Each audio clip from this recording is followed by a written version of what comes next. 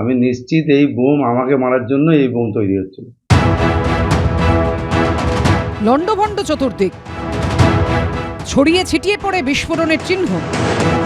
শুক্রবার বিকেলে মুর্শিদাবাদ পুরসভার ৮ নম্বর ওয়ার্ডের রামকৃষ্ণপল্লীতে তৃণমূল কর্মী ফরিদ শেখের বাড়িতে সকেট বোমা বিস্ফোরণ হয়। তৃণমূল কর্মীর বাড়ি থেকে ৮টি তাজা বোমা ও বোমা তৈরির মশলা উদ্ধার করে পুলিশ।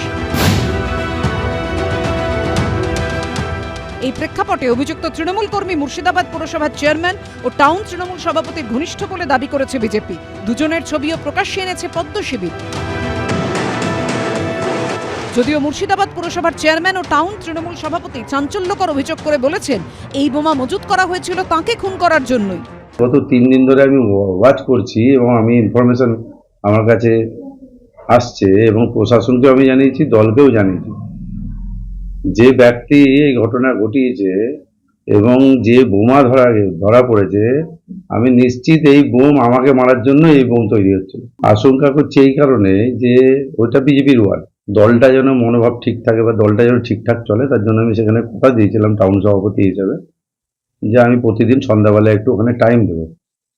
আমার মনে হচ্ছে সেই সুযোগটা নেওয়ার জন্য এই ঘটনাটা এগুলো তৈরি হচ্ছিল। বিস্ফোরণের আগের দিন তাদের প্রতিষ্ঠা দিবস ছিল, সেই প্রতিষ্ঠা দিবসেও দেখা গেছে চেয়ারম্যানের সঙ্গেই যার বাড়িতে বিস্ফোরণ হচ্ছে সেই ব্যক্তি সেখানে হাজির রয়েছে। এখানকার চেয়ারম্যান যে ভয় পেয়ে বলছেন যে আমাকেই হয়তো বোম মারার জন্য মানছে, এটাও তিনি যে আশঙ্কা করছে সেটা সত্যি হলেও হতে পারে, আর এর জন্য তো দায়ী তার প্রশাসন।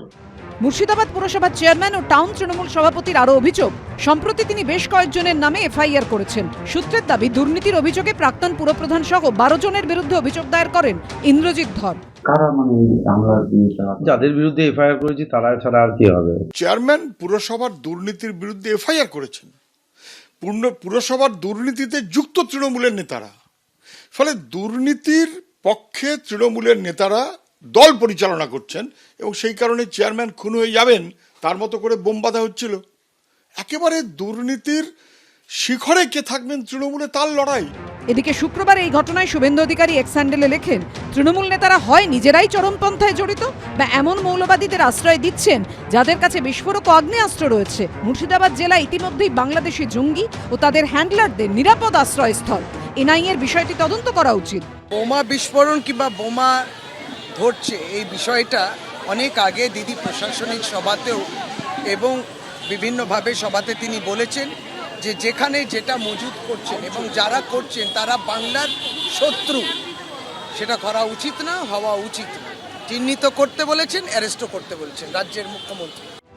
গোটা ঘটনায় কোনো মন্তব্য করতে চাননি মুর্শিদাবাদ পুরসভার প্রাক্তন চেয়ারম্যান বিপ্লব চক্রবর্তী। রাজীব চৌধুরী, উজ্জ্বল মুখোপাধ্যায় ও সুদীপ্ত আচার্য রিপোর্ট, এবিপি আনন্দ।